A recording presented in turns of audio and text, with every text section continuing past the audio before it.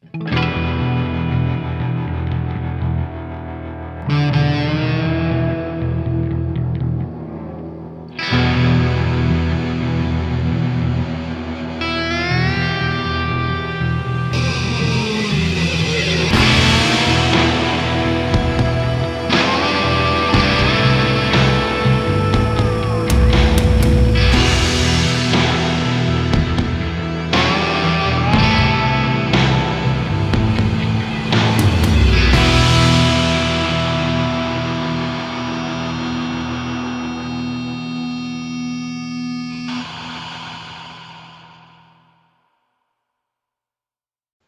right, everybody, welcome to season number 2 of Blades in the Dark, the Gambit.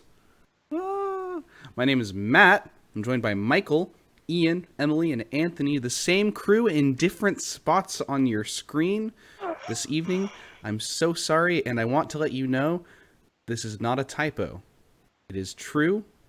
Michael is no longer the Blade Master. He's now playing another character, and Ian has taken over as the Blade Master, the immortal emperor of the city of Doskvol. So let's all welcome Ian to the GM seat. Yay, Ian! And Michael to the character seat. One of us. One of us. One of us. Very excited. I'm Cool. very excited. Yeah, I'm very excited too. It's been a couple weeks since we've been able to play, and we're both really looking forward to, and by both I mean all of us. I just looked down. Sorry, I just looked down and saw a tweet from Anthony with the frog picture, and so I thought of Anthony specifically. But we're all excited to play Blades in the Dark tonight. Mike, welcome. Mr. has a webcam now, by the way, too.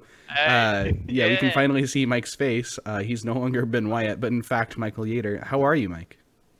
Yeah, you all know you missed my face, so I got myself a webcam as an early birthday / Christmas present to myself because I wanted one and Matt wanted me to have one, and he was nonstop harassing me like every single day. Like, Mike, when you getting a webcam? You know, that's exaggeration. But other than that, I'm doing pretty decent. You know, had a bad day a couple days ago, but oh well, bad days happen. But I'm super swell, super happy to be back and playing Blades in the Dark. I was real depressed when we didn't get to play last week when I was super ready, but we needed to do some more preparation before everyone was all good to go. But I don't want to take up too much time because, to be honest, I want to play my new dude, who I'm super excited to play. He's cool. Yeah, I'm sure we'll get a cool introduction a little bit later this evening. But let's go ahead and check in with the rest of the cast. Emily, how are you today? Well, I'm doing pretty well. I don't know that this is even visible on the stream, but I received a mortal wound on my face just in time for Blades in the Dark, so I really feel You're cosplaying. like I'm in the spirit now. Yeah, I am cosplaying as myself, as Lyric, who I am sure at some point got clawed in the face by a cat. You know, Yeah. Cat of the ocean. as it goes. That's how she got her scar. Yes. Sea cat. See cat Yeah. demon. So beyond that, how are you? You're getting a new computer. Yes. I believe that I finally have all of my parts after a significant delay with Newegg, and that is a situation that I will not go into, but it was rectified, and now I have all my stuff, and I'm probably going to build my computer this weekend, so Exciting. Yeah. Very cool. Wish I could be there for that. I like Yeah. building PCs. Yeah. it'll be fun. I'm probably going to do a video of it or stream it or present the process in some way, so. Cool. Anthony, how about you, man? I'm great. Cool. You should share the frog picture, I think, with everybody in the chat. Oh, do they need the frog picture? Yeah, they don't have the frog picture. They don't have. It's on Twitter if you guys want I to see send it. it to them. Oh, here. Here's the frog picture. Okay, cool. Did you guys get the Did frog that get? picture? Did that go through? Oh my god. Let me check if that went through, Anthony. Yeah, that went through. It's small though. It did. Oh, it's small. It's It small, is Anthony. so incredibly small. Let me see if I can fix it. You guys have to have the frog picture. Oh my lord. Chat, this Hold has on. been this has been like a hiatus meme for the duration of the hiatus. Anthony has Yeah. been making sure that we all know and have the frog picture with insistence. Apparently, I got the wrong one. Uh, Oh, according to me. I think I sent the wrong one here. I think this might work. Oh, Did- okay, let's did that check this one. Oh, that one's bigger, but I think That it's only bigger and maybe Yeah. not as many pixels. The pixels themselves are just bigger. There's exactly the same number of pixels, actually, Matt. You know. Hmm. I think, yeah, I may have said that wrong. They themselves are I'll much try to larger. find it. and Okay, yeah, maybe, well, maybe yeah, after later the on. break we can Yeah. find the right one. Okay, good. That'd be great, please. Yeah. Cool. Ian, how about you, man? I'm doing well. I've had some interesting days at work, which don't particularly feel like going into them. Although I will say, if you ever have the chance not to work, and you work in retail, If you and ever have the get a chance day not off. to, that one as well. But if you ever have the chance not to work on the day that your store is doing Santa Claus pictures, Oh, do it. wait, but that's what I want to be when I get old. Santa? Yeah. Oh. Matt, I if thought- you were the Santa I Claus thought at you my were- store, I would leave, What? regardless of whether or not you were Santa Claus What? at my store. Oh. Wow. I thought you were Wow. saying you wanted a picture with Santa Claus, and I was like, dude, we can go to the mall like right now. No, it's no. I want to when I get old, become a Santa for some sort of, I don't, probably not a mall, but like something, you know. Do you want it for the magic powers or? Well, look, you weren't supposed to talk about it. I really, I I just want have a to. What I question. really want it for is the frog picture, but just- also to bring joy to children. I just have a question for you in regards to wanting to be Santa. Yeah, Matt, yeah. do you have a wish to interact with the worst that humanity has to offer on a daily basis as your job as Santa Claus? Because that is what you It's will get. not a job, not a profession, right? But as a volunteer, sort of like, I'm gonna go do this for like, maybe I'll go do it at a community center, you know, like, yeah. And I know that's not gonna be easy. It's not about it being easy for me. It's about it's for the It's kids. about the children. Yeah. It's about the children. Yeah. Okay. So anyway, Ian, beyond my dreams of being Santa, how are you? I'm other than that, I think I'm doing pretty well. You know, it's Okay. been busy with work, but I've had a lot of time to prepare for this special session of Blades and get ready for all that. Yeah. Yeah. Very cool. Well, how about you just take us right into it? Let's get it popping. Okay. So, imagine now this is the intro to the second season of your favorite show on TV. I want to hope that it's not too hard to imagine, but Second season of Peaky Blinders, got it. okay. Sure, use that as the touchstone. It's a pretty accurate touchstone.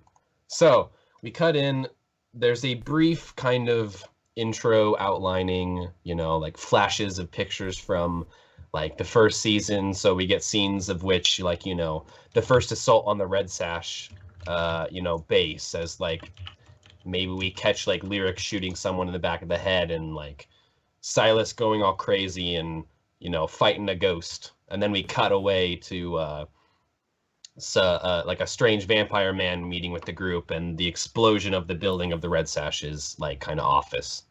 And then finally we get the fight scene at the Lampblack's base as Bajo suffers his end at the hands of Silas, and Wakasis tries his best to deal with that fallout. And then we cut to the newest score that the crew is a part of. Kidnapping Morlin, a priest of the Weeping Lady. So we see the fight in the alley. I call it a fight, but it was more of a murder of three blue coats. And then the abduction of Morlin onto the boat. We see the brief, you know, moment where Silas has in his hand the like pendant that he got from Morlin, and we see like Lyric eyeing that. And we see the murder. Yet again, probably the third or What's the murder difference that I've between, talked about a this. kidnapping and a quadruple Yeah. homicide? I don't know. It doesn't matter to me. I don't know, man. Who's counting? Does that count as one or four? Yeah. It might be is a he- really big one at this point. we see the demise of Morlin by the hands of Silas after he brought up something from Silas's past that he shouldn't have. And finally, we see the point where Silas's hand touches the locket and he is taken away to visions of an unknown entity that knows his name. And so name is now, Patrick. right? Yeah. I mean, his name. Well, yeah, Patrick. Patrick is the his entity. name, but yeah, Patrick. Hi, my name is Patrick. But no. So now, cut back to finally, like, I like to think of it as like a camera shot emerging from the water as we see our small boat sitting on the canal, slowly driving down it as the crew stands facing Silas. Silas appears to, for a brief second, freeze as the events that transpired at the end of our last session, the unknown entity, transpired in his brain. The rest of the crew, obviously, you guys don't know what exactly is happening to him, but something is happening. And then after this brief second, he snaps back to reality, and you can see kind of like a stunned look on his face as he looks. I believe it was at you, Lyric. Can we briefly here, can we just describe do a brief description of what you guys are doing on the boat at this point in time so we can get a better image of what's going on? So we'll start with, I think Giuseppe we'll start with. Sure. So I know that my frame currently says Oscar. We'll get there in a bit. But still playing as Giuseppe. Giuseppe is, he's sort of looming over the body of Morlin, sort of like he's like physically putting his body over Morlin's body and teabagging. No, I'm just kidding. No, I'm just playing. And like protecting him from Silas continuing to pulp Morlin. So he's very somber. He has his like cowl up. He's very grim dark, and sort of just it's clear that what has happened to Morlin, and the reason it's called a kidnapping is because Giuseppe was convinced that it was just a kidnapping. Everyone else knew that this was a murder from the start. Giuseppe had connections to the Church of the Weeping Lady, so a little bit more context there. So anyway, Giuseppe probably in a show of difference from the rest of the crew is quite solemnly guarding over the body of Morlin as they sail down the canal, presumably toward the strait, the cafe that we own. Yeah. Okay, and I think we'll go to Krisa, excuse me. Now, what is he doing, Anthony? Chris is pretty confused about what just happened in general. So he's just sort of, I mean, I think he doesn't really know what whose example to follow.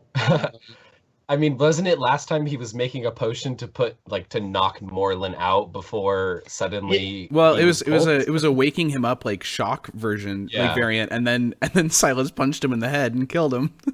Yeah, he's confused because I mean he thought he was being paid to put people to sleep, and then they just killed him. So it's like a waste of drugs. But he's not that mad because he thinks he's still getting paid. I guess it depends on what the rest of the group is doing, right? Like, do they all bolt in separate directions, or like, if they're together, he's silent because he's trying to figure out who's going to pay him and what he's going to do next. Okay. Because he's, I don't want to describe it as embarrassment because he's not embarrassed to be who he is, but he has no context for like what to do after this. He has no tools with which to figure this out. Okay. Okay, so as Krisa looks to the other crew members, I think we flash to Lyric. And what is Lyric doing, Emily? Lyric is having a very hard time at the moment because Silas has something that is very important to her, and she is currently of the mental emotional state that she would kill him for it. She doesn't want to, but she's thinking about it because it's this crazy demonic arcane trinket thing that is working its voodoo magic on her. So she is like a couple yards away from Silas at this point, basically just trying to hold her ground and prevent herself from leaping out at him because she knows that something ridiculous is going down. But she wants that trinket. So there's this dissonance between like, here's my friend who has this thing, and wait, what is going on? Because she can tell that he is lost. He's on another plane, and she wants to get him out of that so she can have the thing that is putting him there.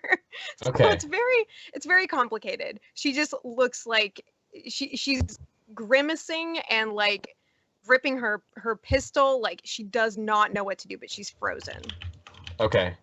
So I think now, as we cut back to Silas, as he comes out of this vision or whatever it was, he has his hand in his pocket and it's clutching the pendant, and he like kind of pulls it out of his pocket, and he doesn't look at it at first, and he kind of just stands there for a second, and then like his eyes kind of go to you, Lyric, and he's very much reminiscent of a person under the influence or like a sleepwalker. Like they're there, but you can kind of get a sense that something, like some part of them is not fully there.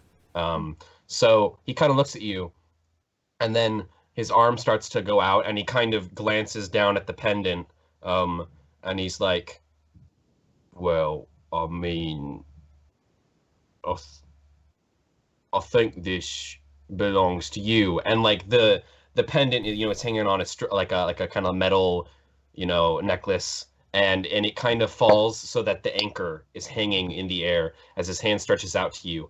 And it starts to go towards you to give it to you. And then it kind of halts. And is Lyric looking at the pendant now? I imagine she's like, I mean, you can tell me, like, she's probably pretty interested in all of this. Yeah, yeah. I mean, her gaze is on it whenever it's in sight, you know? Okay. So as you both look at it, I imagine pretty much everyone on the boat is looking at it at this point. Lyric, you and Silas both looking at this pendant. I think Giuseppe and Creasa do not notice it. But as you two look at it, it has like, it appears as if a light is kind of, you know, like when metal catches light suddenly, but it's very like red-orange. And then both of you see it. And then as you see it, his arm holding the pendant up to about his elbow kind of explodes. Wait, I'm sorry. Yeah. wait. We have to describe what kind of exploding is, because I don't. It fully, wholeheartedly explodes. Fully explodes. Okay. 100% explosion. Yeah. Up to the elbow. His arm, like, there's a brief moment where the light flashes, and then suddenly his arm explodes outwards. Anybody nearby, I mean, it's a pretty small boat, is just kind of sprayed with what used to be his right arm. It's a little gross, but his arm is gone, and the locket falls to the deck of the boat. That's good. And then I as a normal person's reaction to it would be Silas screams and falls to the bottom of the boat as well, clutching where his arm used to be. And at this point, I think it's probably a good idea to see, like, what is your reactions to sudden arm gone?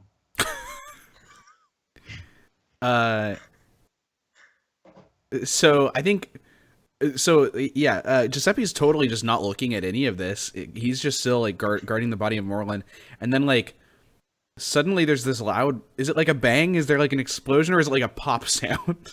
It's like it's very much like a pop noise, okay. like So, really gross kind of. Like a visceral noise. sort of. Okay, so yeah. So he hears that, fleshy and pop. he gets like on the back of his cloak. He can tell that like a bunch of moisture just hit, and he turns around and is like, he's like about to say like, "Can we stop fucking around?" Thinking that someone splashed him with like an oar or something, and he just goes like, "Oh," and he like goes to the edge of the boat and throws up.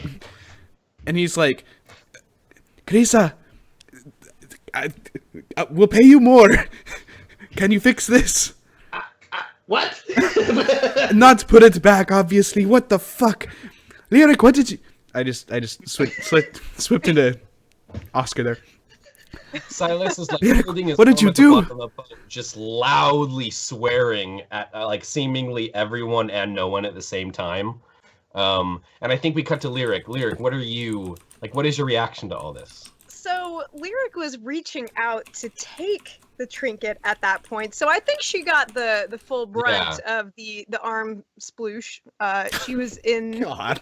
the viscera zone, so she's just like, it's on her face, it's across her chest, just all that arm stuff that's there, you know. And she's actually I think that probably by the, if not by the blast, by the sheer shock, she is knocked on her back, and she's laying there,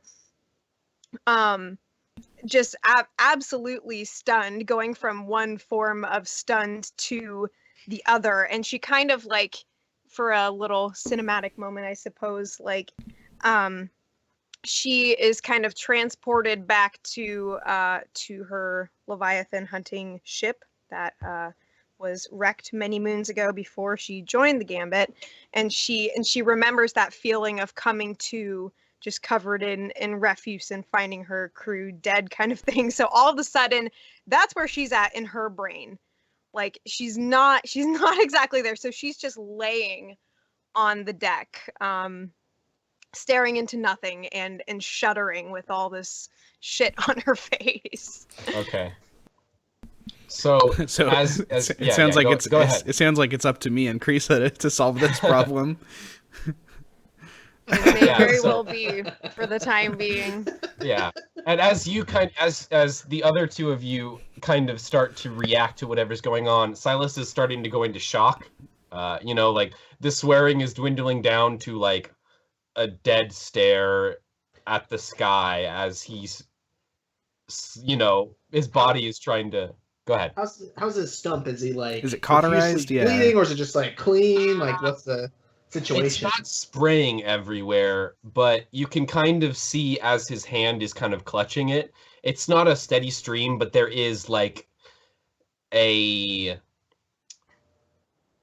kind like a very slow ooze of blood. To anyone who, I don't know, is anyone here familiar with like None of us are medical? trauma surgeons. Okay. Sorry. Hell no. Okay. Giuseppe doesn't know shit about that. Okay. So as you know, as this is happening, he kind of is staring at the sky and starts to shudder a bit. So now I guess we'll cut to the two of you. What is your what do you do? Yeah, I mean, what I said earlier, I'm just looking to Krisa, like, do you know how to fix this? Because, like, his immediate reaction is, like, this guy knows chemicals. Kreese is trying to gauge the level of panic on the people around, because he doesn't like feel any about it. He's just like, well, that's inconvenient if you like the arm. Like, it's just probably, he doesn't seem like, you know, Silas doesn't seem super pleased about it, but he's like, you know, studying. I guess is would you say that you're still panicking about what's happening, or are you just like, Are you asking me? looking for someone else? Yeah. Oh, like, there's a bit of panic about it, right? Like, he's certainly taken off guard by it. But I think Giuseppe's immediate reaction, his fight or flight response, is to try to fix it. And Right. his logic says Krisa must know more than I do. Right. And so, like, he's like, I imagine that Giuseppe, like, as he's like talking to Krisa, like, he's sort of like crawling over like the little seats of the like he's getting to Silas in whichever way this boat, like, you know, whichever way they're divided. He's coming over to him, and he can see these reactions that Silas is having, and like, on one hand, he's like very stressed and scared that like Silas is gonna punch him with his left arm now, and so he's not convinced that Silas isn't a threat, and like he still doesn't know why the fuck his arm just blew up, And so he's also like looking around and like trying to see if like someone from shore shot something at him, or he just doesn't know, right? And that's the other, like, all these thoughts are going through his head. He's doing as many things as possible, and I think he does the stupid thing. I think after asking Kreesa like, do you know anything? And Kreesa's like, like, or however, like, Kreesa's just like, I think he walks over and he slaps Silas in the face, like, lightly, not like, but like, you know, like, stay with me type thing. And then he says, "What do I do?" to Silas. Okay. So you, like, as you go towards him, his eyes do not focus on you. Like, he clearly is not there. And you slap him, and it's not a light slap, so his head, like, flies to the side. And the shuddering stops, and his, like, head slowly turns back to you. And you can see, like, his eyes, which are normally, you know, black with blue lights, kind of, you know, where his, like, pupils should be. They're so tiny you can barely see them, so his eyes appear to be almost black at this point. And he kind of looks at you, and you can see, like, he hesitates for a second, and then he's like, "Is it bad?" Like, he won't look at his arm. Like, he can feel, it's like one of those things where he Right. can feel it, but he doesn't want to know. Like, he kind of wants to know, but he doesn't. And he looks at you, and his first, like, thought is not like, "Am I dying?" Or it's just like, "Is it there still?" So I think that Giuseppe, like, he like gags a little bit at the question and like having to answer that question, and he looks at Kreesa, and what's Kreesa doing? Kreesa's like walking over to the situation. He approaches so like so excuse me, so that Silas is on the opposite side of no, sorry, not Oscar. Giuseppe? Giuseppe. So Giuseppe is between him and Silas, so he can like peek over. It's not gonna blow up again, is it?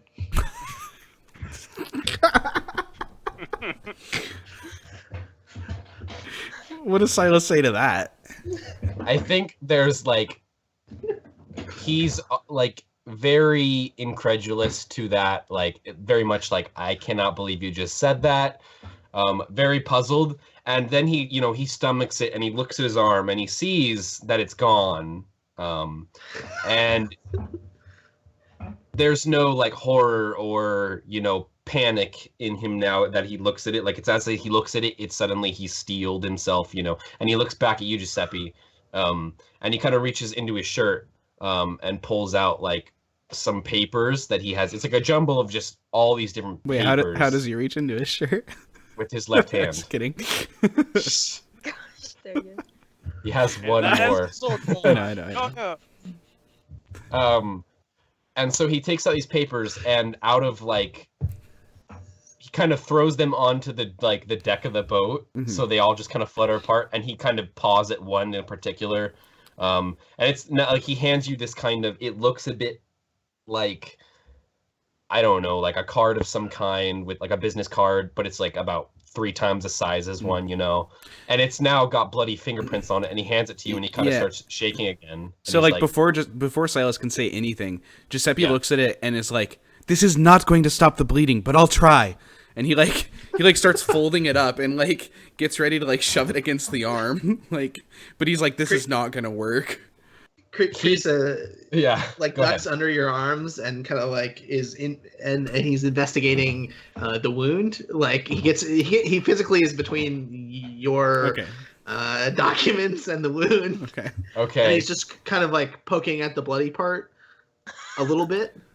Silas, like, pushes both of you back, so you're and grabs the piece of paper that he was aiming for in the first place, like, and he's clearly like, he's like, "What the fuck are you doing?" Like basically screaming at you this point, like "What are you idiots doing?" kind of thing. Like, he's very much angry now, and grabs a piece of paper, and he's like, "It's just Doctor I know." And you can see, like, the shock, like, he's starting to lose the adrenaline that he had in order to muster all of this, and he's starting to shake again, and he kind of like, "This is Doctor I know." Giuseppe just takes it immediately as soon as you say that. And he like opens the letter that he had folded to like shove on your wound, and the important document. And he looks back to Lyric, or actually I think before he looks back to Lyric, he just says, "Okay, Lyric, you need to take us this way." Shit. Carissa, can you drive this? Drive what? And he just starts storming back to like the rudder on the back of the boat, and like he's like, okay, I think maybe we go this way. Okay, so as you kind of leave Silas, and I think we kind of flash to Lyric, and Emily, is Lyric still kind of in shock on the bottom of the boat? Has she done anything at this point? Yeah, she's sort of blinking, like she's trying to come back, and she's murmuring a lot of weird stuff under her breath, like, I should have gone alone, I failed, like kind of all this stuff, just muttering in this stupor. And she starts to sit up slowly, still really dazed, but she has her eyes on the trinket again, and she's like, she wants it but she doesn't. Okay. So she kind of starts to crawl up toward it, not really knowing what else to do. Okay, so in regards to where people are on the boat, Silas is more towards the is the bow the front of the boat? I don't remember. Yeah, the bow is the front. Yeah, okay. So Silas is more towards the bow of the boat, like clutching at his arm again, now shaking, and you're more towards the middle back of the boat. So as you go for it, he sees you do this, and he yells like, "Lyric!" like really loud, and tries to get you to look at him. Yeah, and she's like on her hands and knees at this point because she's still really, really weak, and she kind of looks toward him wildly. Okay. And so he points at Giuseppe, who's trying to figure out how to drive the boat, and the boat's like, in this time, I should specify, because everything is, electroplasma, the boat, it has, oars and stuff. Up to this point, the crew has been paddling with oars, but it also has an engine that is powered by, electroplasma as well. It's just that at this point, it was a stealth mission. And so he screams at, your name and points towards the bow where Giuseppe's trying to, mess with it when it's like an powered boat. And he kind of screams at you, and he's like, "Drive the fucking boat and get me to the doctor!" And then, he stares at you and then starts to slowly, go back into shock and pass out on the front of the boat. So what do you do? Yeah, so I think as soon as he hears that, Giuseppe just is like, "Fuck this, this boat's dumb and I don't know how to drive it." And he just he takes off his cloak and he just runs back there to where Silas is falling down and puts a cloak around him and just gives the wheel to Lyric. Okay. Yeah, and Lyric, obviously, she gets up, she kind of stumbles a little bit, but she rushes over and she's like, okay, just completely on autopilot for her, because but she doesn't go for the trinket yet, and she starts to pilot the vessel. Okay. Where are we headed? So the document that you take has specific directions. Clearly this was Silas's last, if anything happened to him that he would need help with, this was his document that would get him there. So you see, yeah. So it does directions as very specific directions that there is a doctor in Charter Hall that will to take him to there. And actually, luck, if anything about this mission is lucky, it's the fact that this boat, literally, you guys are probably 5 minutes from where this doctor is. He lives on the dock side. He has a personal dock. It's so fantastic that, it's not like I made it up, but it's so, it's completely all just perfect that you happen to be next to where he is. So it's basically, it's go to this place, tell him that I am needed of help. Yeah, that's that. Does it say does it have a password on it or anything we're supposed to say, or is it just Silas is fucked? I think it has, what it has on it is that you're supposed to be taking him to a Dr. Proctor. He's in Charter Hall. It basically says get me there or I'll fucking kill you, is what it says. Good. You know, in good old Silas fashion, that's what it says. So Okay, all right. Cool. what do y'all do? Well, so Lyric's driving the boat, right? So Yep. I think we just Yeah, head there. I figure I get the paper from Giuseppe, and I kind of, like still my vision is kind of blurry and stuff, but she looks at it and she's like, okay, whatever the fuck. Yeah, so Okay. so she's just going for it. She's looking back kind of anxiously at Silas like, shit, everything is awful, everything is my fault, but she's doing what she has to do. So Okay. So we are, if I looked at our current maps right, driving along. If you go to the Roll20, there I have the map of Doskvol pulled up. And so we're coming along like this down the canal. Y'all see that yellow line there? mhm. Okay. So about where it ends is where the doctor's quarters are. Right here. And yeah. Neat. So as you pull up to it, it's a very, it's next to Brightstone, so it can't be ugly. So it's very like kind of nicely made, but you can see that the dock is very nondescript. Like it's very, you only know it's there basically because it says go to this location and you'll see a dock, and you can see it there. You're like, okay, that's the dock.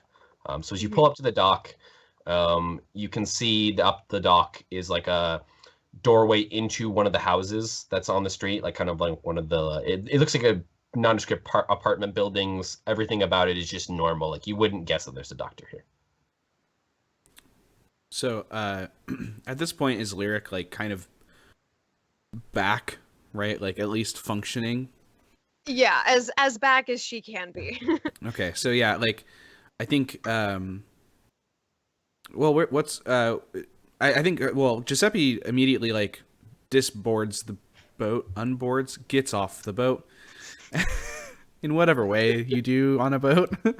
He removes his body from it and puts it on the dock, and then he like ropes the boat to the dock, and he looks to Krisa and Lyric and says, how are we moving Silas? He is, well, he's big.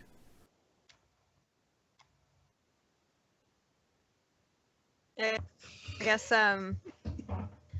Lyric kind of slowly walks over, and she looks at Giuseppe, not saying anything, acknowledging the situation, of course, but she slowly approaches the trinket, which I imagine is just sitting in. Oh, hold on a second.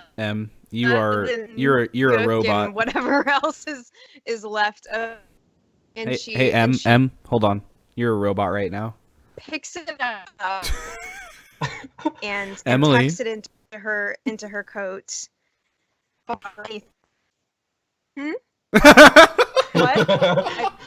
No, I didn't hear that. Oh, that's so funny. You were a robot that whole time, and I was like, Emily, please stop. You're a robot, and you just kept going. We missed all my of what you gosh. just said because it was just Matt going, "Hey, Here's- and then you walked to the locket." And so here's what I got. Okay, Yeah, why don't you try that again? We'll just run that one back. I will try that again. So Okay. sorry, I saw no changes in your faces. So it was like, I think you guys were frozen, and then all of a sudden it was like, what are you doing? Stop. But anyways, so Lyric steps away from the engine or whatever apparatus she was using to pilot the boat, and she looks at Giuseppe, not saying anything, but acknowledging the situation. And she slowly stoops down to pick up the trinket as she is making her way towards Silas, and it's still covered in blood and the remnants of Silas's arm, and she clutches it in her fist until like the blood like squeezes from between her fingers, and she just shoves it into her coat, not giving a damn. And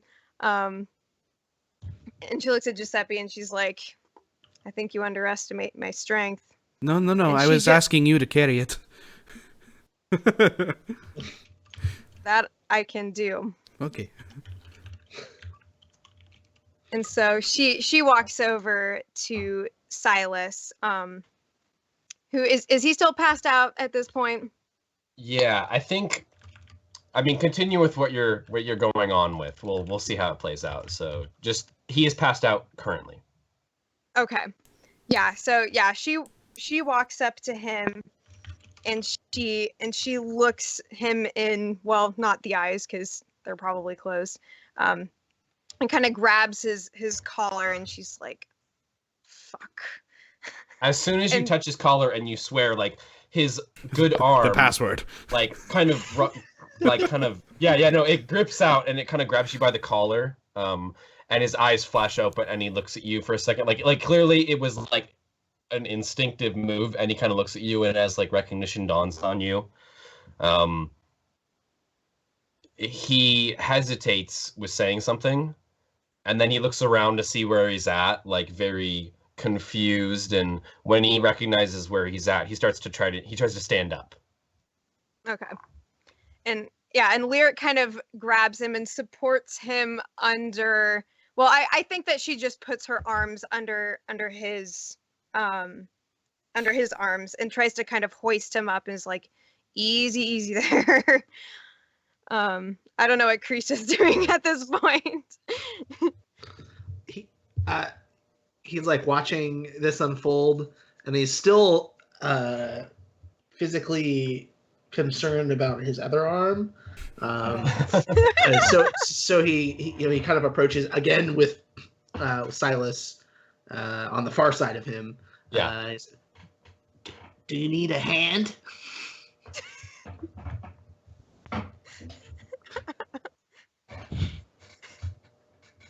Do you? Silas is like vaguely aware that you've just made a joke, but unable to muster the strength to challenge it. So he kind of looks at you blankly, and he goes, "Yeah, very, very funny. That very funny man." And then he tries to start walking like past you, but kind of like still looking at you. Like, are you gonna say anything else, funny guy?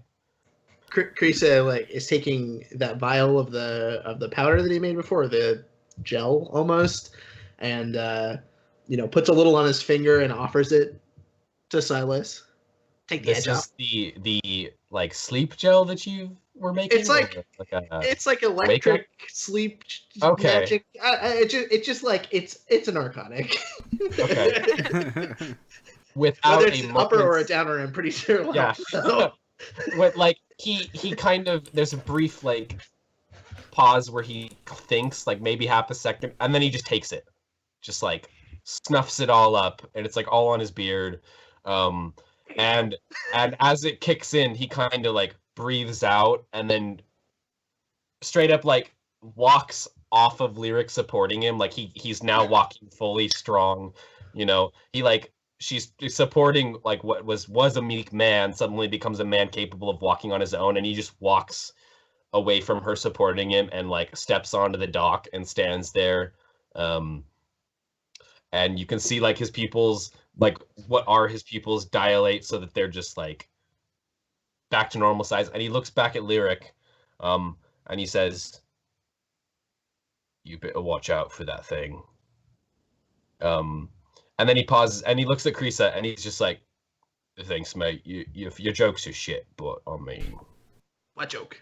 your drugs are great." Anyone else? He like holds the vial out and like. I mean, do you do anything? Like, I mean, he looks at Lyric and he says this. Do you react at all to that? Yeah, like she looks absolutely winded and she's just like, I never should have dragged you into this. I never should have told you. And she gets like kind of weirdly like sentimental, because usually Lyric is pretty cold and straightforward, but she's like expressing genuine regret and is just like, why? Okay. So as you kind of go like, why did, like, this is all my fault, kind of, and he sees this, he kind of looks back at you and he's like, "Hey, Lyric, fuck off. This ain't all about you, mate. You're not the only one this is about." And it's not like mean. It's not like him being Right. mean. It's clearly like him trying to be somewhat kind of consoling you while trying to deal with the fact that his arm is gone I ship it. and he's now on some unknown drug that he just took. And then he kind of looks away and he looks at Giuseppe, who's on the dock. No. And he's like, No. "Oh, where's Giuseppe is back on the boat. Okay. Yeah, Giuseppe, like, so when this happened, Giuseppe, like, when he was like, no, I was asking you, he, like, sees them get up to the dock, and he, like pushes himself against the wall so that they can pass by easily, and then he, like, stands there for a minute, and then Krisa walks by, and then he, like, looks back at the boat, and he goes back there, and he, like, he's very quiet about it, but he's got there's a broom in the boat, let's say, like a push broom, and he's been, like, dipping it into the canal and then, like, brushing off the viscera of the boat, like, just trying to clean it up. Like, he doesn't want to have someone from Brightstone peer over the canal and be like, what's that? Yeah. so as you do this, like, obviously Silas, he does not notice you, and so he goes to look where you were at, and then is surprised that you're not there. So he turns back and looks at you doing this, and then there's a brief, like, smart, like that kind of nod. And then he looks at whoever's on the dock, and he's like, "So we go to the doctor so I don't die?" Nope, thought we'd leave you here. See ya. Like, oh, fine. Come on, let's go. Okay. So you say that. I mean, does Krisa react, Anthony, at all? What's he doing here? Krisa is excited to go to the doctor. Doctors Okay. have good drugs. Okay. So am I understanding that Lyric and Krisa are going with Silas, but Giuseppe is staying to clean the boat? Giuseppe is sticking around the boat. Yeah. Okay. Yeah. Okay. So you go up the dock. Silas is no longer clutching his arm. It's as if it's not hurting him, but you can see it leaking onto the dock. Like, it's now dirtying the dock. It's a very it's a sight that you don't want to see. A man walking while his stump is, like, bleeding. And so you walk up to the door, and he kind of pounds with his good arm on the door, and he's like saying, "Hey, Nolan, open up. It's me, Silas." His name is And Nolan. he's just yeah, Nolan. Okay. Full title is Dr. Nolan Proctor. Proctor being Porctor. And Gamble. Oh. Yeah.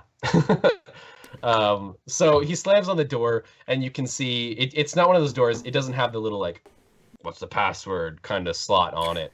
It's just a wooden door in the wall. It opens up, and you can see a tall man with glasses who has, like, normal, like, academic, like, he's wearing the clothing you'd think on a doctor, like a nice shirt buttoned up, maybe some suspenders into his pants, nice shoes, but he's, like, tattooed fully down his arms, which are, like, his sleeves are rolled up so you can see them. It's up to his neck. There's, like, one on his temple. He has, like, some stylish hair. Probably not the person you pick out to be a doctor on the street. And like, you can see this just, oh shit, what just opened by a door look on his face as he looks at this bleeding man and the two people behind him. And I think as he looks at you two, his eyes pass from Lyric to Krisa, and they get even bigger as he looks over his little reading glasses. And then he's like, I mean, come on in then. And he kind of opens the door and lets you inside of his house, his doctor's practice. And as you go in, you can see, like, it's very clean. It's kind of like, I guess, like the laundry room as you enter the house. Like, there's the foot mat, some cleaning utensils, and like a sink. And he goes and he opens up the doorway into the main office, and you can see through it, like, lights for like, very, very, it's well lit. There's a table in the middle where, he clearly does his stuff. The walls are lined with, like, you can't even count how many different instruments are on the walls, like, things you've never seen before. On the corner, there's, like, what looks to be an Iron Maiden, but it's got, like, vials sticking out of it, and Yikes. yeah, it's just insane, this place. So he kind of leads Silas over to the table and lies him down on it, and then starts inspecting his arm as he looks at the two of you. Um, and he's like, do you mind telling me what happened? Well, that's something we're attempting to sort out. This one used to have 2 arms. And now I think the other one's gonna go. So like he kind of looks at you, Krisa, right? Like he's like, okay, clearly someone here is the responsible one, and someone here, I don't know what's up with him. And he's like, well, I'm pretty sure his other arm will be fine. As he kind of looks at it. That's not very scientific. As it explodes. Yeah. Yeah, and he, Shall we take a ahead. fortune roll, Silas? yeah, does he lose? Oh man.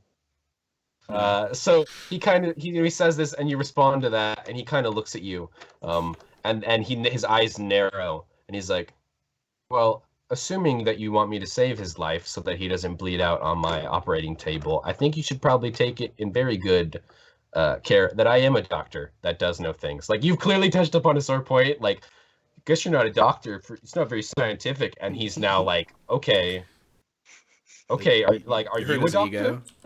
Yeah. Yeah, and at that point, Lyric kind of, she steps forward, just rolling her eyes as far back into her head as they can go. And she's like, look, I can't exactly explain what did this, mostly for your own safety, but there was a physical object that he was holding and that he was about to give to me when suddenly his arm was no more.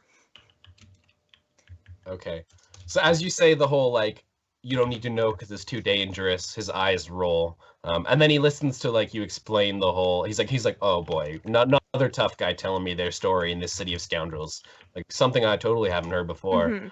Mm-hmm. And then he kind of goes, and he listens to the rest of your story, and goes back to, like, looking at his arm, trying to, like, stop the bleeding. And as he kind of, like, gets a closer look at it, you can see the color leave his skin, and it makes the tattoos more prominent on his skin, like as it's more white. And he kind of goes, well, I think that you two need to leave now. He's like, I need to get to work on this. My nurse will be here soon. Do you need help now? He kind of looks at you and he's like, I think I'll manage somehow without I'm good your with my hands. I know a thing or two. I'm sure you do. I see them right there. I see that. What exactly is the drug that you made, Anthony, called? Does it have a name? Let's call it Croak. Call it croak. I'm saving that one. Okay. That's a legal one. That was pretty good. Ectosoma. Ooh, That. that's quite nice. Okay. He's like, I can see that ectosoma on your fingers quite clearly from here. I think you've done enough help for today. Chris like raises up his hands. I reattached this one myself, and he points to his ring finger, and it's just exactly backwards. Like his thumbnail, his fingernail are visible when he holds his palm out, and he like waves, and it works. Like it bends fully back the wrong way. Okay. Like, he at this point he's not. Like, he's like, okay, this makes total sense with this guy, and he starts to usher you two out the door. Do you go? I mean, do you let him usher you out, or are you trying to stick around? So Lyric like tries to resist. She's like, we can't go now. Like Okay. we have to see this through. And she gets kind of desperate because she could tell when she was trying to explain in euphemistic terms what happened that initially he wasn't buying it, and then she saw, like, as soon as he was looking at the wound, okay, something weird is going on here. And she reaches into her coat and pulls out the bloody trinket, and she's like, it's this. Okay? I mean, he looks at the Does trinket. this tell you This looks anything? like a necklace with an anchor on it, and he's like, Neat. "Ma'am, my job is to help people. His arm is gone, and he's going to die if I don't do my job. And my job requires you to leave now. I will let you know as soon as I have done something to help him. You will know the moment that it has happened. However, I'll be quite frank with you two. And normally I won't be frank with people because, let's be honest, I'm not even sure if you can handle it. But he might die.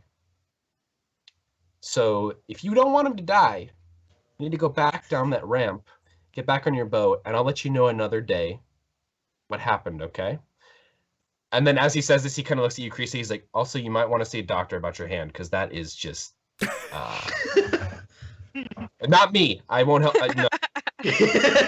Creasy nods knowingly. This is useful, but the dead guy's in the boat, and he turns on his heels and walks out the back door. And so he watches you go, and he looks back at Lyric. He's like, "I don't want to know. I honestly, not sure if it helps my job at this point. Good day to you, ma'am." And he kind of scoots you to the door and shuts it. Yeah, and she kind of backs out, like, she wasn't really resisting too much, but she wasn't entirely willing to go. And then she finally kind of collects herself and heads back down the stairs and tucks the trinket back away. And meanwhile, while all this is going on, the moment Silas laid upon the examining table, he passed out instantly. The ectosoma wore off. It wasn't strong enough to keep him up for much longer, and he just passed out on the table. So he's dead to the world right now. Hopefully, just figuratively. And so now we cut back to the two of you walking down the dock to the boat, and it is been told to me that as you kind of step down the dock to see the boat, Matt, is the boat quite clean? Oh, it's just as clean as it was when we started the mission. So it's kind of gross still, but there's not Silas guts. Yeah. On it. Okay.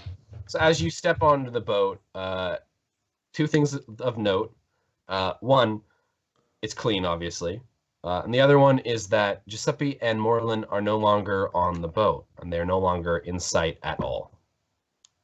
So the two of you are alone on the dock, somewhere in Charter Hall, with your boat there. Great. Creasy points at the boat. There were more people on the boat, and they took the blood with them. Good observation. Did they? No. No. Creasy Hallucinated the whole thing, Creasy. scratches The whole his thing was head. hallucination. Okay. He kind of walks over onto the boat and walks up towards the stern. I'm not the only one. Well, I don't know how we're steering this boat. Is it a big wheel, or is it a...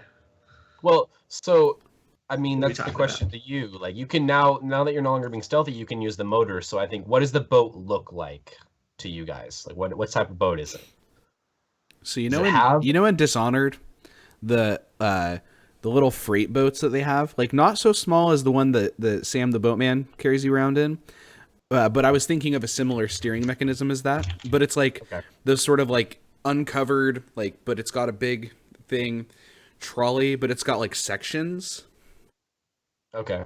So it's not like the Undine in Dishonored, but it is a medium boat.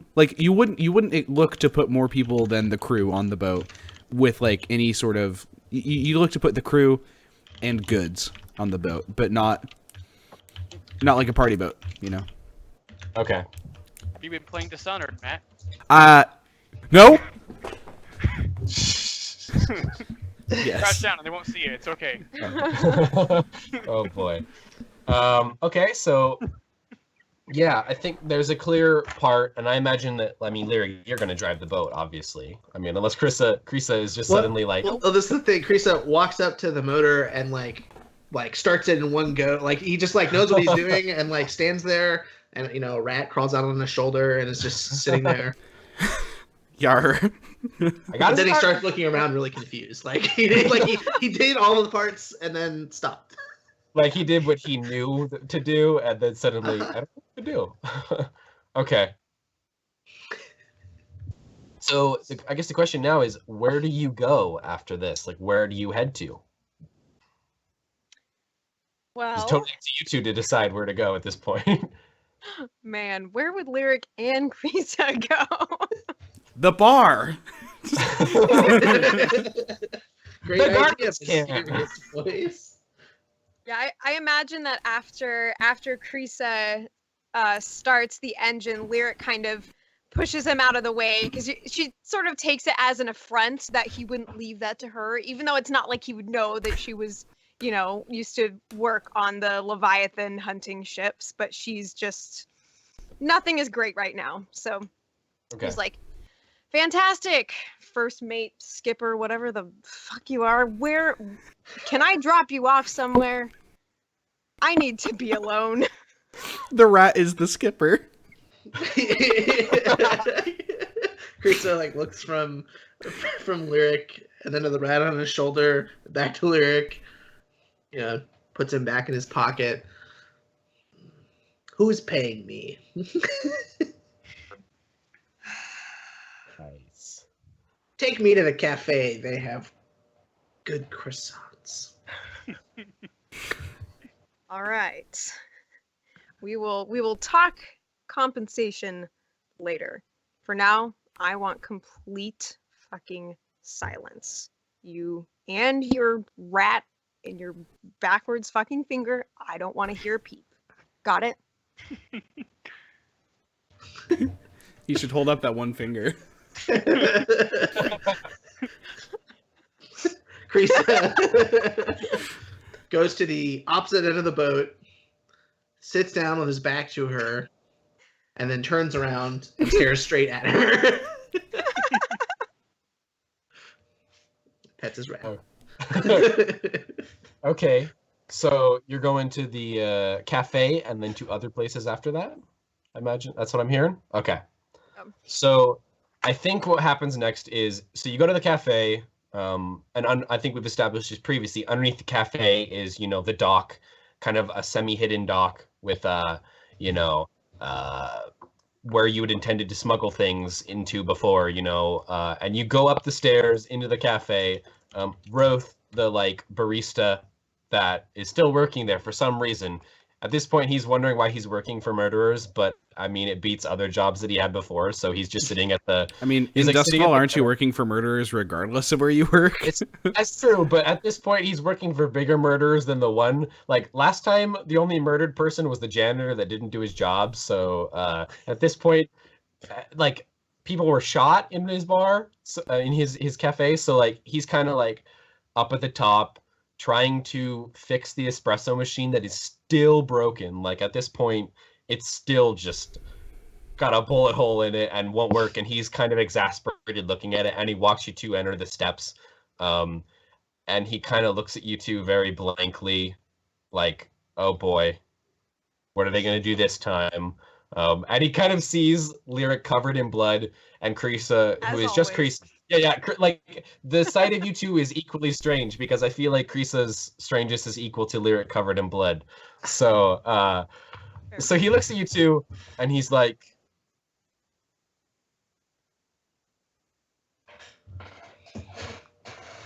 And Lyric walks up to this guy. I imagine that she kind of grabs Krisa by the shoulders and sits him down at a table. She's He's just really danced fed to up touch. right now. Ugh. Just so you know, he's damp to the touch. And he has not been in the water. I am fully aware. Okay. And so she plants him down like he's some child, and she walks up to the barista or whatever you call Roth him. was his name. Roth. Yeah, Roth. She's like, do me a solid and make a nice baker's dozen croissants for this gentleman. Non-game related question: is a baker's dozen 13 or 11? I don't actually know. It's 13. It's 13. Thanks. It's 13. Cool. It's an unlucky number. The more you know.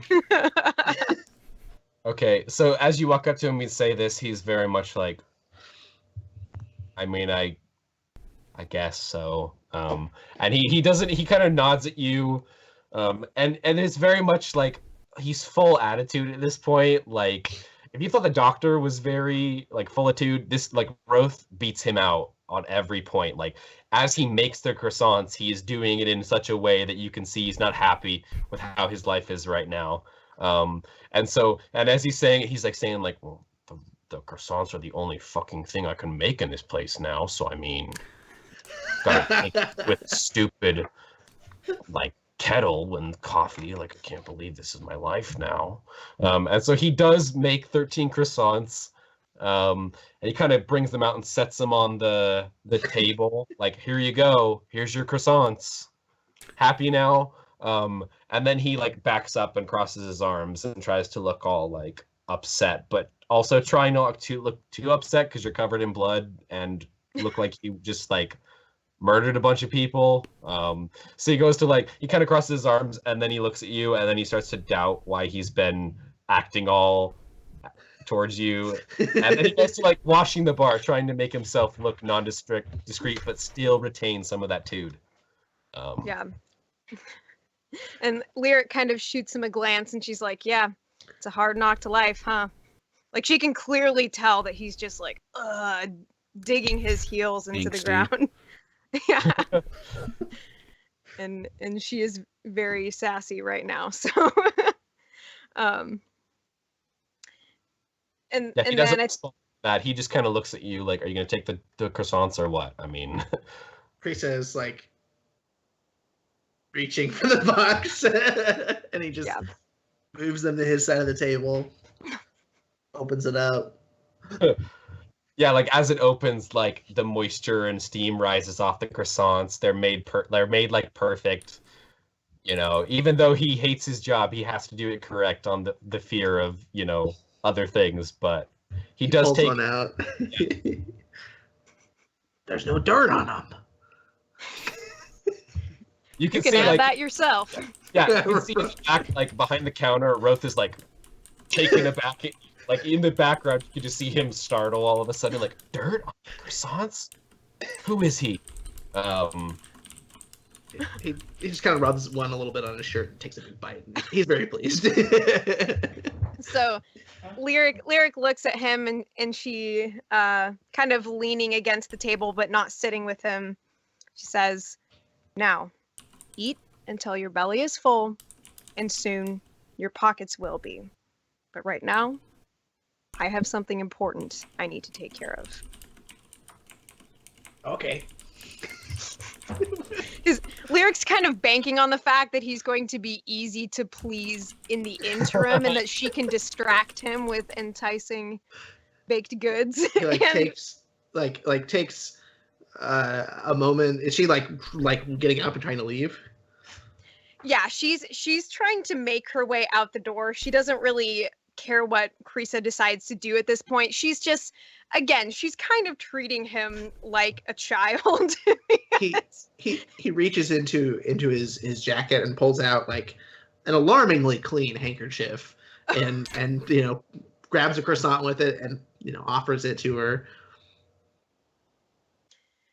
And she kind of hesitates. She reaches out to take it, and then she remembers the last time that she reached out to take something, and she kind of pulls back and she's like, no, that baker's dozen is for you.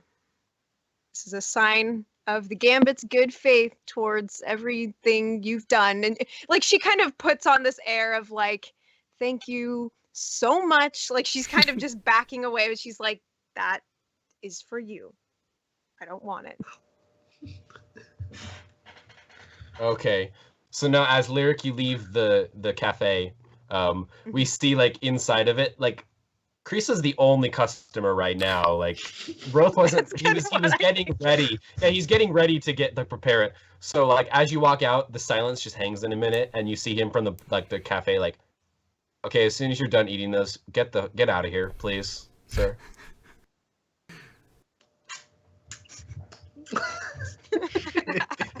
And we cut to break. Yeah. All right.